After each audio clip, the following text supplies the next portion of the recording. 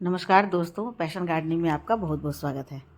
दोस्तों, बिना मेंटेनेंस के लगातार फ्लावरिंग करने वाले परमानेंट फ्लावरिंग प्लांट का की बात करूँ तो वो है यूफोरबिया मिली और ये बोगनविलिया। ये दोनों मेरे गार्डन में लगे हुए, मेरे टेरेस पे लगे हुए हैं और लगातार फ्लावरिंग करते रहते हैं बिना किसी मेंटेनेंस के।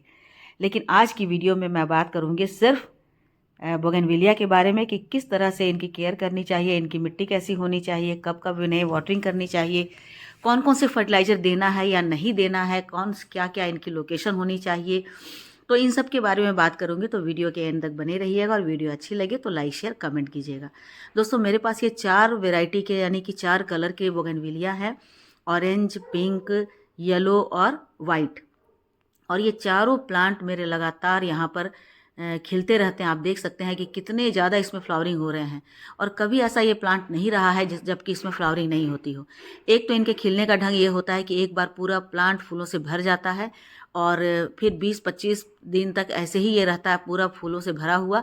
उसके बाद सारे के सारे फूल एकाएक झड़ने लगते हैं और फिर 10 से 1 सप्ताह तक ये बिल्कुल डोरमेंट हो जाता है, शांत पड़ जाता है और फिर से एनर्जी गेन करके फिर अपने फूल निकालने शुरू कर देता है, तो फिर से फूलों से भर जाता है। तो सबसे इसकी खूबसूरती ये है कि इसके फूल बिल्कुल कागज़ की तरह होते हैं, बहुत ही पतले।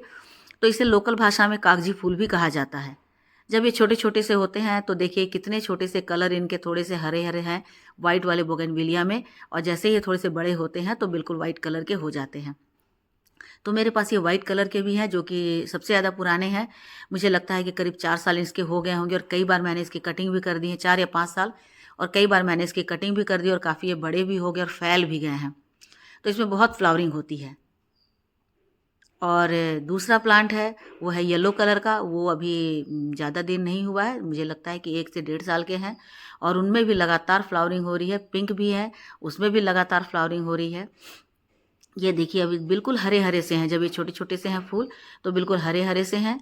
और देखिए इनका स्टेम कितना मोटा हो गया है क्योंकि ये 4-5 साल के हो गए हैं। और उसी में मैंने एक छोटी सी कटिंग लगा दी है पिंक कलर की, तो उसमें भी फ्लावरिंग हो रही थी।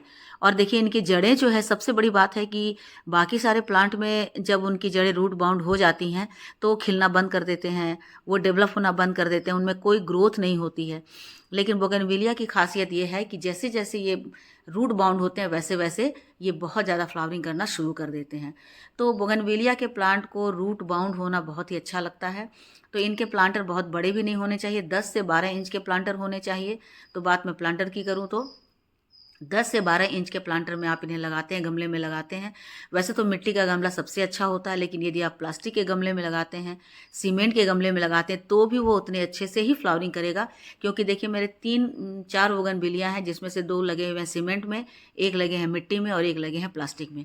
और चारों के चारों में फ्लावरिंग एक बराबर होती है। इसलिए मैं ये नहीं कह सकती हूँ कि सीमेंट के गमला ज़्यादा अच्छा है इसके लिए, या प्लास्टिक गमला ज़्यादा अच्छा है, या मिट्टी का गमला ज़्यादा अच्छा है। क्योंकि मेरे तीनों तरह के प्लांटर में, तीनों तरह के गमले में ये उतने ही ज़्यादा फ्लावरिंग कर रहे हैं, जो कि आपको दिख रहा होगा। ये सबूत आपके सामने है। ये जो पिंक वाला बोगनविलिया है ये थोड़ा सा अलग डिज़ाइन का है क्योंकि इसके पत्ते काफ़ी घने हैं और बिल्कुल छोटे छोटे से कटिंग है इसमें बना हुआ। तो ये बहुत ही ज़्यादा खूबसूरत लगते हैं और ये बहुत ही ज़्यादा गुच्छे में खिलते हैं। तो पॉट की तो बात हो गई, मिट्टी की बात करें तो मिट्टी इसकी बहुत ही हल्की होनी चाहिए, भुरभुरी होनी चाहिए, मिट्टी चिकनी नहीं होनी चाहिए।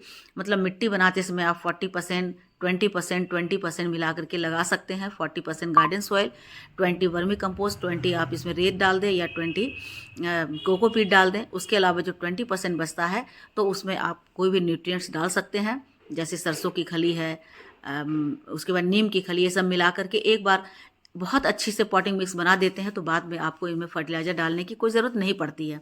क्योंकि मैं अपने प्लांट में देख रही हूँ दोस्तों, आपके सामने है ये सबूत। क्योंकि मैंने अपने प्लांट में इसमें फर्टिलाइज़र सिर्फ साल में एक बार डालती हूँ, वो भी 1 से 1.5 मुट्ठी मैं इसमें वर्मी कंपोस्ट डालती हूँ। और कोई फर्टिलाइज़र मैं सालों भर इसमें नहीं डालती हूँ और फिर भी देखिए कि लगातार मेरे फ्लावरिंग होते रहते हैं। ये तो अभी की बात है कि अभी मैं आपको ये दिखला रही हूँ, लेकिन इसके पहले भी मैं कितनी बार गार्डन का ओवरव्यू दिखलाई होंगी, तो आपने देखा होगा कि मेरे बोगनविलिया पर फूल खिले हुए हैं। तो मैं जो उसमें वाटरिंग करती हूँ, तो गर्मी के दिनों में तो हर दिन वाटरिंग चाहिए, क्योंकि पानी तो चाहिए, पानी नहीं देने से ये मुरझाने लगते हैं। लेकिन जब रेनी सीजन हो तब तो ज़रूरत नहीं पड़ती है, लेकिन जब विंटर सीजन हो तो 2 से 3 दिन के बाद इसमें आप पानी डाल सकते हैं। यानी कि मिट्टी इसकी मॉइस्ट होनी चाहिए, बिल्कुल रूखी नहीं होनी चाहिए। यदि रूखी सूखी मिट्टी होती है तो ये फ्लावरिंग, इनके फ्लावर मुरझा जाते हैं, पत्ते मुरझा जाते हैं, इसलिए इनकी मिट्टी मॉइस्ट होनी चाहिए। तो जब भी मैं इसमें वाटरिंग करती हूँ तो जो मैं फर्टिलाइज़र तो नहीं कहूँगी, मैं पानी में ही कुछ बनाना पील, अनियन पील, ऑरेंज पील डाल देती हूँ और वही पानी मैं सभी अपने प्लांट को सप्लाई करती हूँ। तो उसी से इनके पत्ते इतने हेल्दी हैं, इनके फ्लावर लगातार खिलते रहते हैं। उसके अलावा और किसी भी तरह की मैं इसमें फर्टिलाइज़र नहीं डालती हूँ। यदि बहुत सारे लोग ये भी कहते हैं कि सरसों की खली बहुत अच्छा होता है, रियली सरसों की खली में बहुत ज़्यादा पोटेशियम होता है, कैल्शियम होता है, तो वो फ्लावर्स के लिए बहुत अच्छे होते हैं। लेकिन ये एक ऐसा प्लांट है जिसे कोई मेंटेनेंस नहीं चाहिए और इसके फ्लावरिंग करने के लिए भी आपको किसी स्पेशली किसी फर्टिलाइज़र की ज़रूरत नहीं होती है। क्योंकि मैं तो यही देख रही हूँ कि मैं इसमें कुछ भी नहीं डालती हूँ, लेकिन इसके बाद भी लगातार इसमें फ्लावरिंग होती रहती है। सिर्फ मैं इसमें अक्टूबर में या फिर मार्च में, ये 2 ही, या तो मैं अक्टूबर में डालती हूँ या फिर मार्च में मैं इसमें 1 से 1.5 मुट्ठी वर्मी कंपोस्ट डालती हूँ, उसके अलावा कुछ भी नहीं डालती हूँ। और तब भी देखिए ये फ्लावरिंग करते रहते हैं। इनकी मिट्टी कितनी हल्की है और साथ ही साथ देखिए रूट बाउंड हो गया, तो कितने सारे इनके रूट्स दिखलाई दे रहे हैं। तो ये ज़रूरी होती है कि आप 2 महीने में, 1.5 से 2 महीने में एक बार इनकी गुड़ाई ज़रूर कर दें। गुड़ाई कर देने से इनकी जो ऊपर जड़ें आ गई है वो कट जाती हैं, तो फिर से नई रूट इनके निकल आते हैं, जिससे कि इनकी ग्रोथ बहुत ज़्यादा अच्छी होती है। कटिंग से आप इन्हें बहुत ही अच्छी तरह से प्रोपोगेट कर सकते हैं। रेनी सीजन में आप इनकी कटिंग लगा दें तो बहुत जल्दी 1 महीने के अंदर इनमें रूट इनके निकल आते हैं और इनकी पत्तियां भी निकल आती हैं। दूसरी बात होती है इनकी प्रूनिंग की। प्रूनिंग इन्हें बहुत ही अच्छा लगता है। जितना आप प्रून करेंगे उतनी सारी इनके ब्रांचेज आएंगी और जितनी ब्रांचेज आएंगी उतनी ज़्यादा इनमें फ्लावर आएंगे। तो ये है, देखिए कितने सुंदर सुंदर मेरे फूल खिले हुए हैं लगातार बालकनी की साइड में।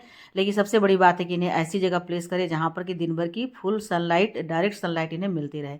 मैंने इन्हें साउथ फेसिंग एरिया पे रखा हुआ है, जहाँ बालकनी में, जहाँ सुबह 7 बजे से लेकर के शाम के 3 से 4 बजे तक धूप आती है, तो इससे बहुत अच्छी ये फ्लावरिंग करते हैं।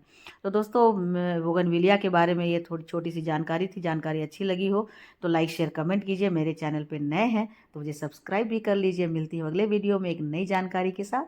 तब तक मेरे साथ बने रहें और अपना बहुत सारा ख्याल रखें और गार्डनिंग करते रहें। Happy gardening. Thank you.